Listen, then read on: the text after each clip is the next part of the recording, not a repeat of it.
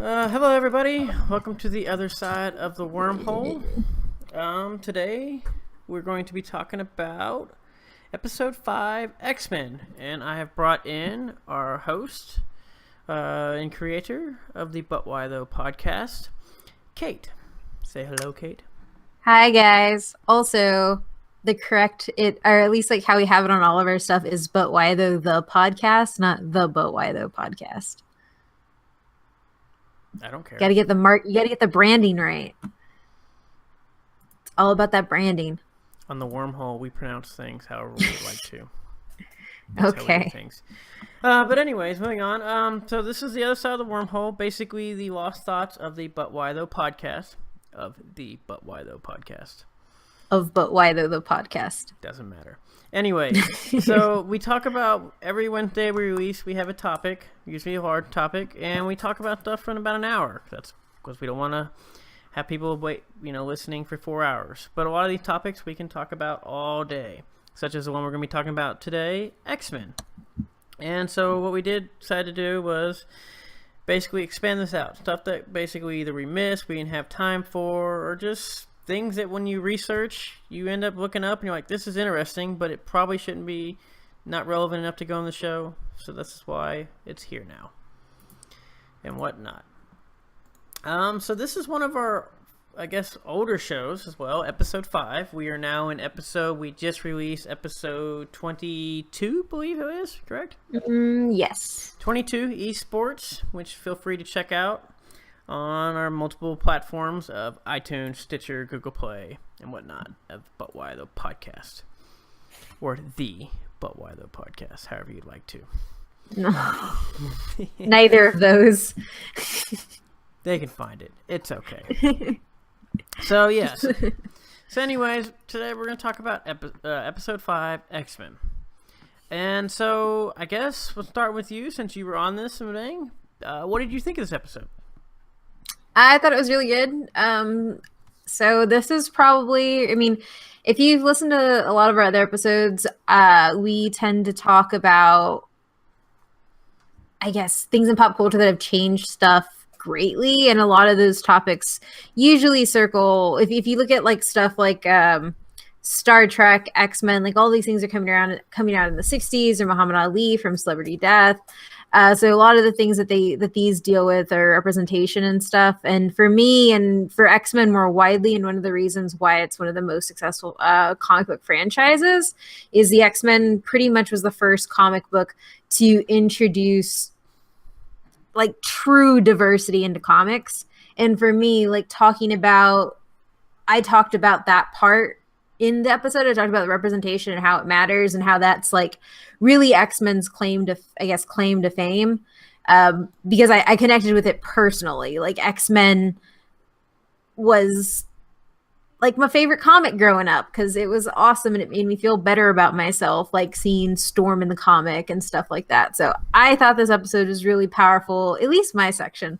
The other sections are good too, but mine was heartfelt. Heartfelt. Is that what we're going with? Heartfelt? Yeah, and factually accurate and had a lot of history. So we're talking about factual accuracy. Real quick question, because as I've been going back through these, does nobody use spell check on your show notes? Not to call anybody out, but Tom did not ever. So a lot of the large chunks with like all of them, that's usually him. So maybe it's just pet peeve of mine. It just wears me out sometimes trying to go through some of these episodes because there's looks like they've been murdered, blood everywhere from all the misspelled You weren't even pronouncing our branding right. But at least I could probably spell it correctly. This is true. But anyways, back to the thing. So basically, you guys talk about looks like a brief history, correct? You start out with the history. X-Men, for all you don't know, they're mutants, as they call it, a subspecies of humans who are born with superhuman abilities. So did you guys define that as a mutant or as X-Men, by the way? Well, so X-Men are mutants, but not every mutant is an X-Men. So the X-Men are mutants, and mutants are people who have mutated X genes, which is an evolution from human biology.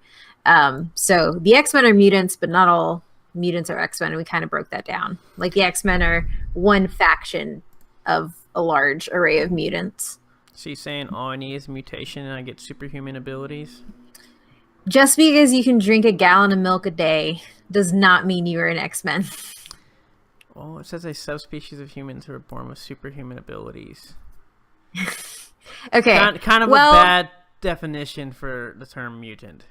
Well, that is how it's defined within the comics. But if you want to get technical with how it's been brought out over the years, there's a mutation within the X chromosome that gets coined the X gene, and the X gene develops I don't know the number, but it's like 1 out of X amount of people develop that X gene, then that X gene remains dormant until puberty, and the pituitary gland kickstarts it, and that's why you get mutants. And mutants usually don't hit that until about 13 to 16 is when they actually start showing their abilities. Okay. So, yeah, there's like a really deep biological part to this. I just kind of only have like the surface stuff, and we didn't really go into it because we wanted to talk about the other stuff. Right. I guess that's why the one thing I enjoy, that I like about the X-Men, I guess, and I guess technically kind of Marvel comic compared to some of the DC comics, is because even though this is highly unlikely to ever happen, and I don't know if exactly based on what you explained the possibility, but having a genetic mutation to then get some sort of an ability per se. Yeah. Is plausible. Well, I mean, like, Stan Lee had that entire History Channel series where they just went to, like, really freakish humans who were able to do stuff. Like the guy who could, like, pretty much disconnect all his joints and fold himself up. Or the guy who had trained him. I mean, it's probably more of a training, but trained himself to run in freezing temperatures and all these things. Like, our bodies do weird things already. It's definitely not a stretch to have them do extremely weird things. I don't think I'll be able to control the weather anytime soon, but some of the smaller ones are probably more. Yeah, and I guess within that realm. I look at that because I find it fascinating. I guess compared to like we have Superman, he's an alien, and I guess they kind of seem to go. Not that Marvel doesn't do this, but like the X-Men. I mean, even the Hulk. I mean, it's gamma radiation. People play with radiation stuff. Obviously, you're more likely to die, and that's usually they're not happens. all aliens. Like what in DC, they're all aliens. Yeah, that's probably much the premise thing. Like, I know there's a 1 in like 17 billion chance of this happen, but to me, I guess depending, we're finding more now with all the satellites and whatnot, but there's probably a better chance that we could probably have a Hulk or like a Wolverine, not necessarily an adamantium Wolverine, but like an original one before he gets it put into him, then we would have having a Superman come to our planet. Yeah. And and even when you get into like the stuff where they introduce aliens, so like when they introduce the Kree with the Inhumans line, which I know you don't like, but even then it's still built on the fact that like it has to do with genetics. Like the only reason Inhumans are Inhumans are because of their genetics, like not because of anything else. Yeah, and I guess that's kind of like one of the reasons why the X-Men have been cool. Obviously, I don't know as much as you do about the X-Men. I haven't really read so much comics, but I've watched some of the shows. I've seen some of the movies, played some of the game, played them, know a lot of the characters, know a lot of their abilities. Some of the, like, I guess, if you want to say controversies, or not necessarily controversies, but kind of like what they stand for, I guess, from a political standpoint. Especially like when you go into like Civil War storyline and all those. But Days of Futures Past with the entire, which I wanted to talk about, and actually the guys told me not to. But the entire idea, like Marvel came out, or at least not Marvel as a company, but a lot of Marvel artists cited the X-Men storyline, Days of Futures Past, where they have a mutant registry when the whole Muslim registry idea was going on. Like, this is stuff that like X-Men tackled in the comic. Yes. And they always deal with these idea. Like, the reason I liked X-Men beyond just their presentation standpoint, it's the reason I like X-Men hero or Marvel heroes more so than I like DC heroes. DC heroes are like, they have pretty much one way of doing things and that's it. Like the X-Men are a perfect example of how Marvel superheroes are kind of at war with themselves at the same time that they're at war with everybody else. They're not saving people and having people love them. They're saving people who want them to die, who want them to be put on a list, who want to intern them, and yet they still have to wake up and make that choice. You know what? I'm not going to be an asshole to the people who don't believe that I deserve the same rights as them. I'm still going to do good in the world. And that to me is such a complex character and builds for really great stories over than like, oh, I'm Clark Kent. I'm going to put on my glasses. They never know I'm Superman. Yeah, that I know, type of stuff. and obviously even within the X-Men, there was mutants that said, we don't like the humans. Oh, yeah, yeah. And that, like, you got the full range of emotions. You had the mutants who tried to blend in and be humans. Yep. You had the X-Men who tried to save the humans, whether it was from other mutants or just the world in general. And then you had the Brotherhood of Mutants led by Magneto and some other factions as well who said, no, we are genetically superior to you. We're just going to wipe you out. You don't like us. We don't like you. We'll get this done. And that's when you look at the way things happen when you have people who are marginalized. You have, so if you look at it, the X-Men themselves served as an allegory for the civil rights movement. I talked about this in the episode. You had Martin Luther King's camp, which was very much, and this is really broad, Martin Luther King was not as passive as everybody says that he is. But it was more passive as in we want to work for a fully integrated society where we can all join together and help each other and we're all the same. Whereas the Black Panther Party and and it wasn't just the Black Panthers, I'm just using them as an example, were more militant because they saw it as, you are not better than me in any way. It wasn't necessarily that they were better than them, but like, you have no right to subjugate me the way that you're doing. I am going to fight back against you physically. And that happens when you even when you move it away from the civil rights and you move it towards any struggle, apartheid, South Africa, like, you have that type of, like, it's human nature. It's fight or flight.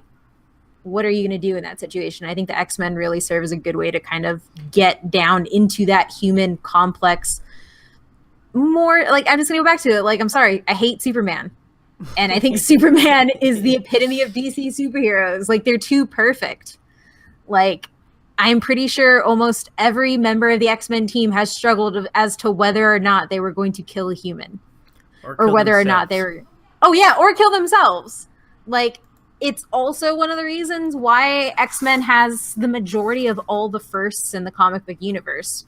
First gay characters, first native character, like, they're highly stereotypical and that's a problem, but I think that's also what makes, like, for the DC wise, I don't know how much it may have been popular for many reasons, but almost like a comeback of why people seem to be able to relate so much and enjoy Batman, because he struggles so much, not only with his own decisions with the world, but then like how to do everything in the fight within himself, not just outside. Yeah, because I think like whenever I've seen sorry to interrupt, but I do want to know one thing, because I kind of interested, and I guess to me, as a listener or whatnot, and I guess people out there, because as a podcast that wants to talk about why things matter in the grand scheme of, I guess, overall, and like, could we talk about, why this matters in society, the impacts they have. I mean, we talked about Bill 9, how he matters to like generations, and Sailor Moon, how representation and whatnot. Why exactly were you told, or what was the problem with why were you not, I guess, talking about the days of future past? Why was that not brought up then? So, like, I mentioned it, but I didn't go into great detail because it was, I something guess, that seemed political. important in the grand scheme of things. Yeah. I figured that should be mentioned. No, I completely agree. I did mention it. I didn't go into detail with it like I wanted to, like the stuff that was happening with the comic book writers, like, at the time, because at the time that we had that episode was right when that idea got shelved by 45's administration. But they were too worried that I was going to alienate people by talking about political things. And part of it might have just been like, I guess, my own leanings coming through, or they just didn't want to get involved with it, which I thought was kind of bad too, because one of the first major Muslim superheroes comes from the X-Men, like comes from Marvel too. Like Marvel has fought really hard to kind of push back against agendas that is xenophobic. So that is the one thing that I would change about this episode, honestly, because that is why X-Men matter, like in the grand scheme of things. Like the X-Men have been a launching point for not only inclusivity in comics on like what's produced, but also it's okay. So it's the reason Get Out worked as a movie, right? Get Out worked because it talked about racist stuff, but it let people feel what the main character was feeling and understand it, not like they were being talked down to or being told they were bad. Like it made you feel their emotions and you were empathetic towards it. X-Men taught issues of difference and racism and bigotry through mutants. Like it's a lot easier to talk about it through mutants and use that same rhetoric that gets used against people when you have it used against an imaginary people. And so you can teach these things separate from what we're living in, and it's a lot easier for readers to digest, and it's a really good teaching tool in a classroom setting to go through a lot of these topics. I've used it in a classroom setting to talk about stuff. And so that's what I would change about this episode, because I talked about the importance so far as creating an inclusive fan base and an inclusive, like, what's being produced, but I didn't talk about it so much as how it's actually affecting how people view things as it relates to like policy lines, because it got used a lot when that was going around. Like Twitter was blowing up with images from Days of Futures Past, and like the X-Men taught us about this, like you can't do this, it's bad. So the X-Men taught us this. They did. I mean, well, like, you know, the Japanese internment did as well. I was like, people... yeah, they have that one a little bit there. Kind of forgot about that one. Well, yeah, but that's the thing too, is like when you look at American history books, the Japanese internment isn't in there, at least in how it gets taught in Texas. People don't know that Nazi prisoners of war that were brought into the U.S. were actually treated better than the Japanese Americans in those internment camps, because we don't learn about it because we try to push it under the rug. People learn about these things from comic books and from popular culture.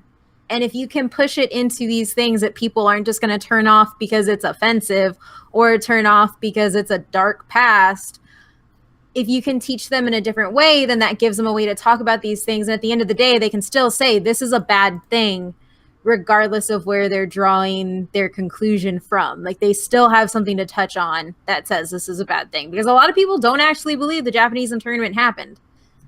I want to punch those people, but yeah. I could talk all day about this, so I know. I mean, yeah. I'm like, you take it from here. Once again, it's another one of these. These are one of you guys' first episodes, and so as far as like trying to like go through notes, it's like I have to read an entire book here. So yeah, and I think that that's what I like about how we do it now is back then it was like, okay, we have one idea.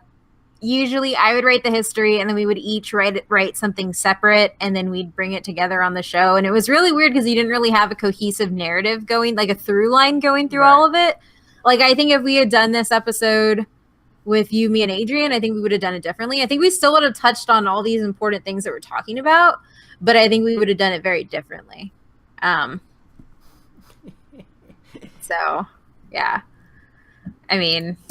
it is what it is. I mean, no. I mean, it's still probably an episode definitely worth listening to.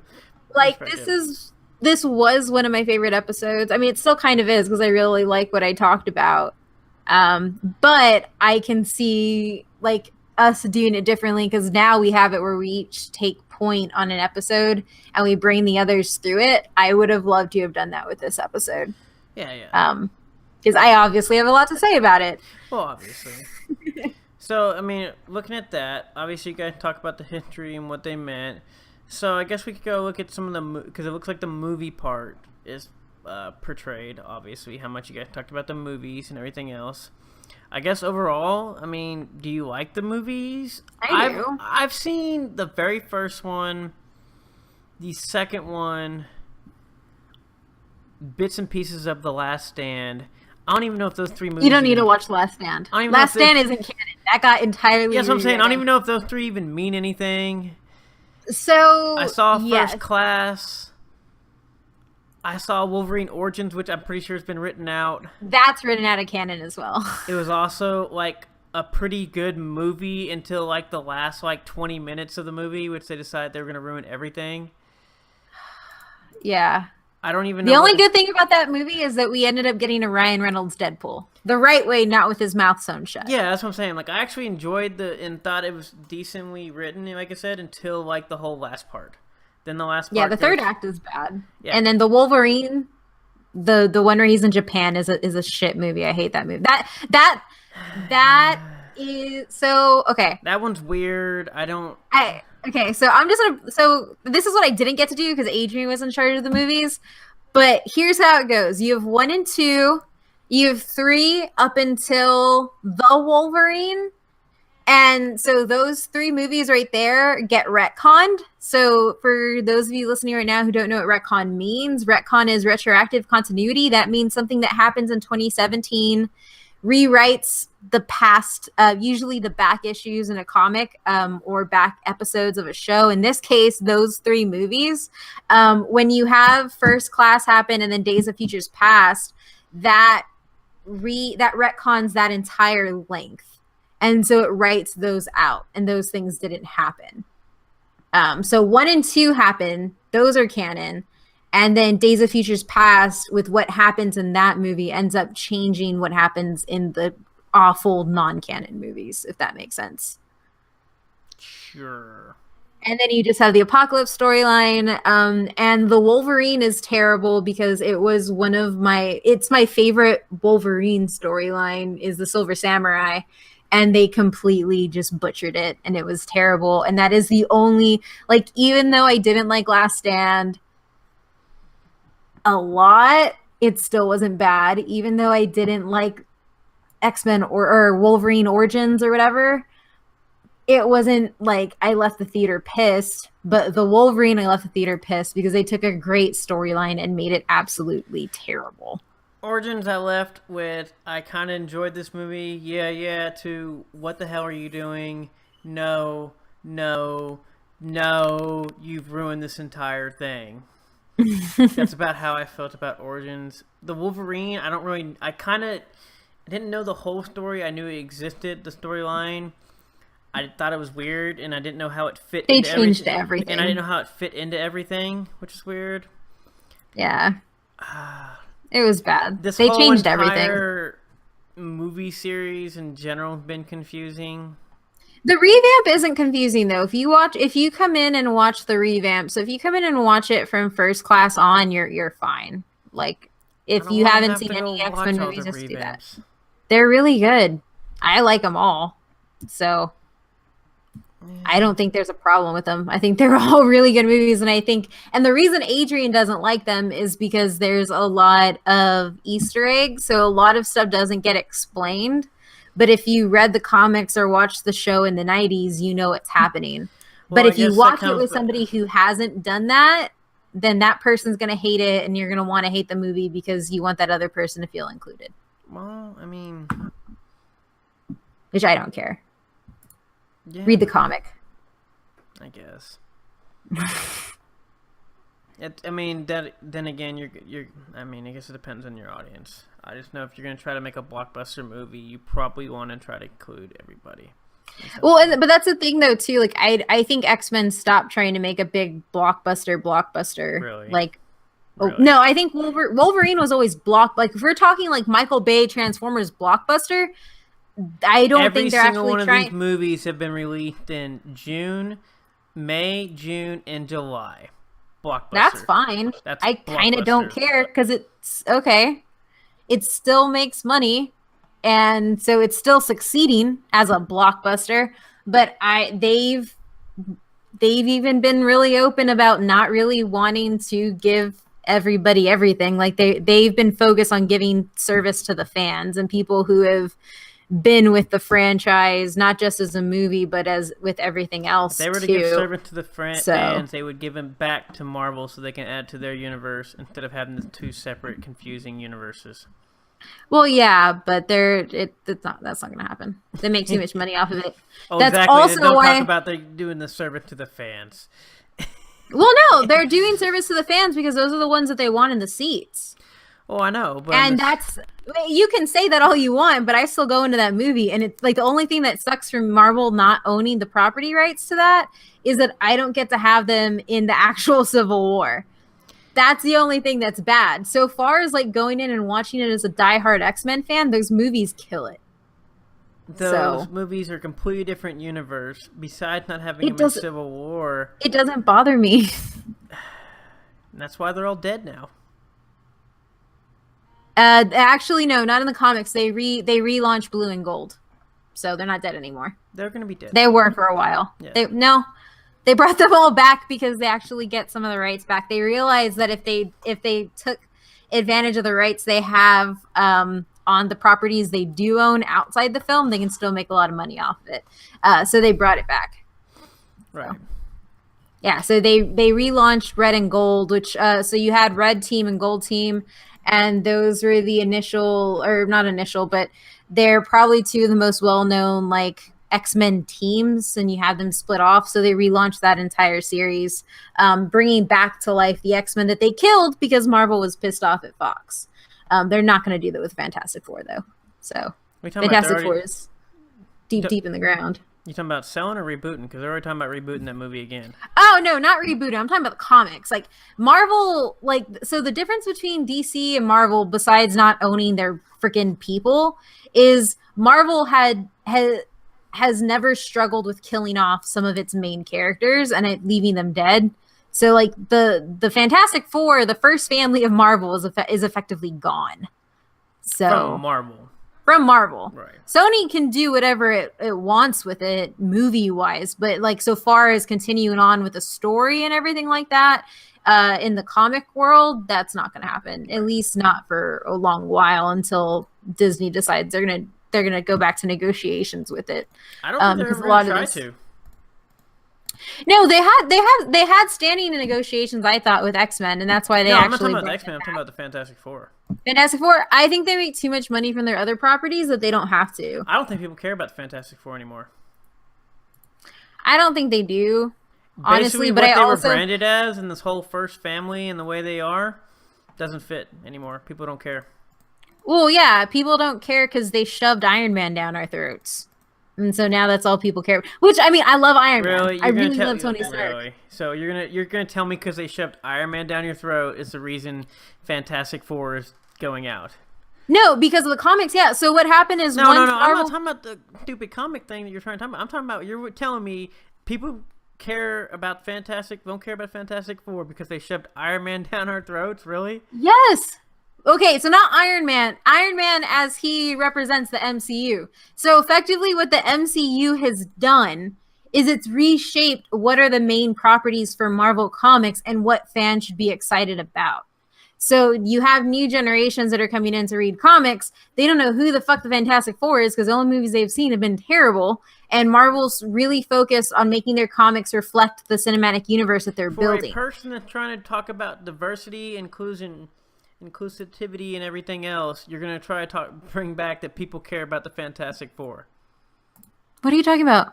I didn't say that they cared about them. I said they didn't care about them. I just said that, and you're now arguing that, saying that because Iron Man. Why? No, yeah, you're telling me because they shoved Iron Man down their throat. No, because the MCU. That is a terrible reasoning. You can go look it up. I don't care what you can look up on that stuff. That is not. You don't care about the facts? That's not a fact. It's a fact. No, it's not. Yes, it is. No, it's not. If you look at actual comic book sales and what it's shown, like the interest has fallen with Fantastic Four. At the same time, the interest has gone up with the Fantastic MCU. Four has been falling for a while because people don't care about a household with 2 kids and a family that actually stays together. Okay. They've been falling for that. Go look up that. Okay. I'm not saying you can say what you want about Iron Man probably now because they don't own the rights, but to say that Iron Man's the reason people don't care about the Fantastic Four. So I'm not saying you have Iron no Man relatability to the Fantastic Four whatsoever. I don't own fucking my own power suit and have $1 million either. Like, I'm not talking about Iron Man by himself. I'm talking about way that yes, you are. You literally just said Iron Man is the reason. Okay, yeah, because Iron Man started off the MCU, Matt. The MCU is what pretty much has restructured comics the way they are and has restructured which superheroes people are invested in. Because now what's happening on the comic book end is they're making everything resemble the movies. And so now when they're hiring new writers to do new storylines, so for Black Panther, for example, Ta-Nehisi Coates, when he came in to do that, he was brought on solely so that he could build out a new Black Panther storyline that would translate to film. And so now the Black Panther movie is going to be solely based on Coates' run on Black Panther. So they're starting to make them meet in the middle. And so they're effectively carving out a space for their dedicated superheroes that are in the cinematic universes. And that includes the shitty ones like Doctor Strange, who was terrible, or Falcon. And they're focusing on the ones that they have property rights for. And the only reason the X-Men has kind of made it through this is because the X-Men have way more staying power than the Fantastic Four. Okay. You can argue comics with me all day. You can argue whatever, but I can tell you right now, Fantastic Four don't relate to anybody. Okay. So all I know is you spent the whole first 30 minutes trying to talk about everything in here, and the Fantastic Four meet none of those. Yeah, and then even in the comics, they tried to redo like what the people look like, and it didn't work. Like Fantastic Four just doesn't work. They made twins that were not even the same race because they weren't twins anymore, and they weren't always twins. Like it was an older sister and a younger brother. Like they weren't twins. Okay. Whatever. I'm talking from they've also lost a lot of interest in their other properties too. Like it's not just the Fantastic Four. Like anything that's been outside the MCU, they've had to make. I'm sure that's obviously happened, but the Fantastic Four has been failing for a while, though. That's why your movies have not even done as well. One besides being bad movies, they've never had. Well, the movies have done bad because they've never had a good movie. So nobody's showing up for 2 and 3 because the number one wasn't even that good. Well, people showed up for 2 on Hope. That was bad. Yeah, because Silver Surfer is probably one of the best properties. Yeah, that's a waste. That and Doctor Doom, but also ends up being a waste. So, what are we at here? No, I just don't think I'm not going to agree with you on that. That's fine. Like, just because Marvel, from a business perspective, has reshaped everybody's focus on certain superheroes cut out everybody else. That's fine. I mean, I can argue here if you're going to talk about diversity, inclusivity, and everything else, and all the stuff that Marvel's done, to tell me that Fantastic Four, because of that, happened when that basically does none of that. Well, no, that's one of the reasons why Marvel didn't choose to stay with it, too. Like, Marvel could have freaking ran it home for days. But they invested in it. That's what I'm saying. No, you're not. You are literally saying because of Iron Man in the MCU, they were not going to win no matter what. Okay. I mean that's just funny listening to you talk about all this stuff, but then the first superhero family, which you could relate 0 percentile to, you're going to tell me has staying power. No, I never said they had staying power. I said one of the main reasons they don't is because our entire new superhero genre has been defined by the Marvel Cinematic Universe. Yes, the other reason they've done that is because they relate to nobody this day and age, which is all I've said. And now you're trying to argue me that Iron Man is the reason they don't do that. And there are absolutely no characters in the MCU that relate to anybody outside fucking white billionaires. Like, are you serious? Marvel's been nothing but diversity tokens lately. Not like comic book wise, yes. Really? Why is Falcon in the Avengers now? Yeah, he's a token. That's not what was happening in the X-Men. Like, diversity in the X-Men versus diversity in how, like, even how the X-Men movies handle it. Because the X-Men movies suck on diversity. Like, the X-Men movies look nothing like the X-Men comics. Okay. And and then, like, the Marvel Cinematic Universe itself is not diverse. Marvel as a property and Marvel as the comics that they produce and the actual superheroes that they have in their pantheon, that's diverse. What ends up on the movie screen, that's not. Well, who do you with the want them to exception put of up Black there? Panther. Huh? Who do you want them to put up there then? Oh, Black Panther. We're getting that. Obviously, we're getting thankfully. that. And honestly, what they need to do is they actually need to, if they do it, so they're planning to do a New Mutants movie As always, you and forget an all about new Black X-Men. Widow again. Just like you did when we talked about Wonder Woman, forget about Black Widow. She's a fucking white woman. That's cool. She's one woman in an entire universe. That's it. So there's Black Widow, there's Falcon, there's the Black Panther movie that's coming. That's about it. What do you got on the other side? Bucky's disabled. Bucky's disabled. He has one arm. He's got mental problems. Like, the thing is on screen in the DC Cinematic Universe, in the Marvel Cinematic Universe, with the exception of Marvel Television. Now, Marvel Television has been extremely diverse, from Agents of S.H.I.E.L.D. to Luke Cage. Like, Maybe they have I was actually also really including increased that those as things. well. Yeah, no, I'm talking about, if you look at the cinematic universe, which is what I'm talking about, so DC Cinematic, Marvel Cinematic, that's not diverse.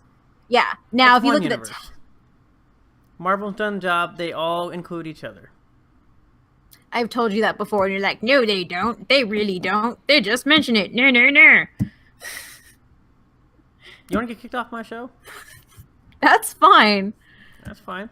If you take into account the television universe itself is extremely diverse. So you have Daisy, who is an Asian American, as the main protagonist of Agents of S.H.I.E.L.D., and you also had a rewriting of Ghost Rider to be a Latino. And then you have Luke Cage, which was a 90% black cast, and that actually is the highest ratings of anything Marvel's ever done in any sort of like TV, movie, any sort of visual media. Like, Marvel's TV game is really trying to create an inclusive space. The movies are not, at least up until like Black Panther, but that's more of a Disney thing. Okay.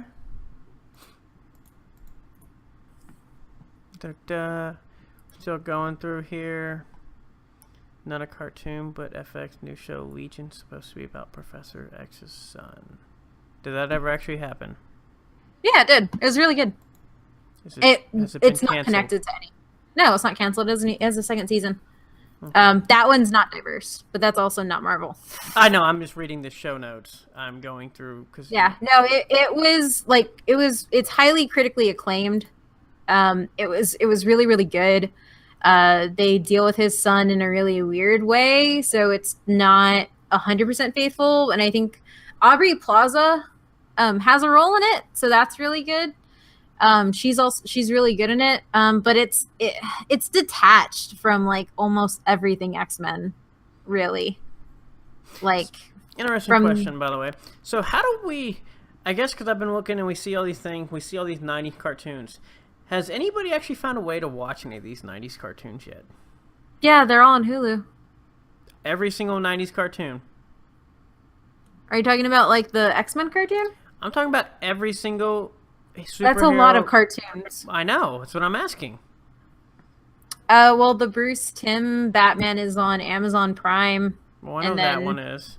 Yeah, and then I don't really know all the ones you're talking about. The X-Men, yeah, the X-Men the animated series is on Hulu, and technically, the Spider-Man and Friends was before that. I don't know where that is, and I know Netflix used to have the Amazing Spider-Man.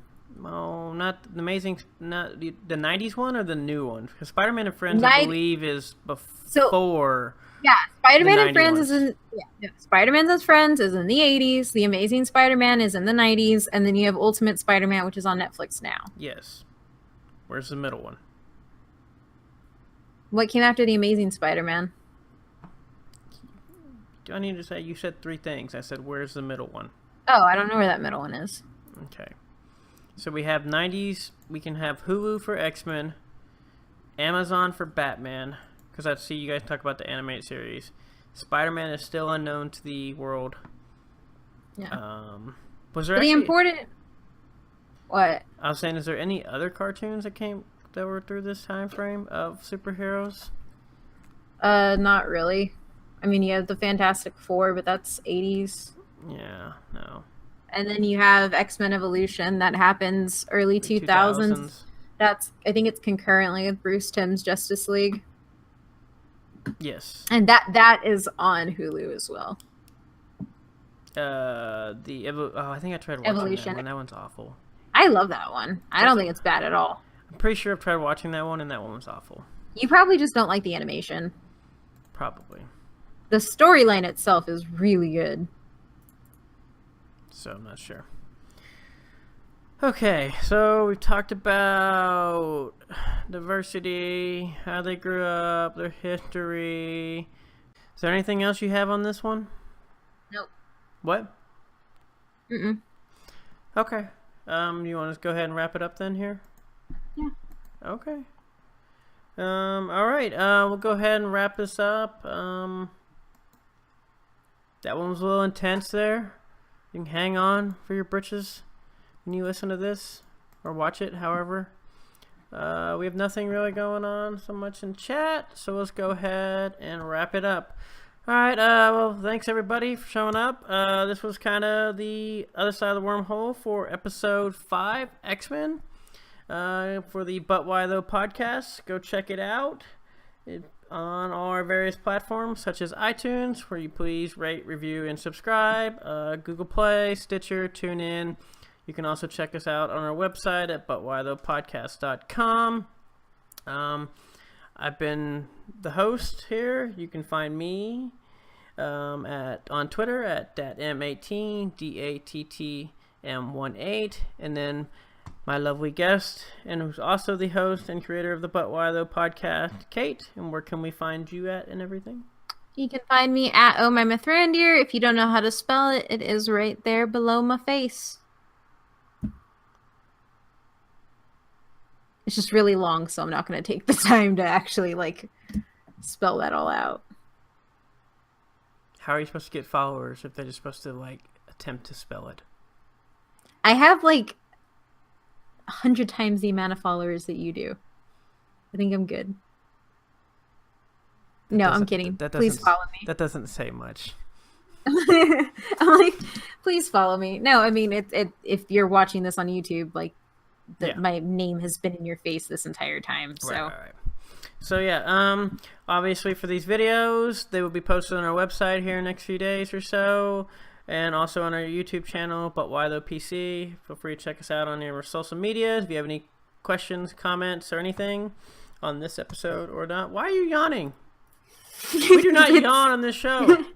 This is full 100 percentile excitement and adrenaline. I had to make sure to use the correct wording and everything else. But anyways, you can check us out. If you have any questions, comments, like I said, again, you can check us out on our website or on Twitter and Instagram at But Why Though PC, or on Facebook at But Why Though Podcast. Well, have a good night and goodbye.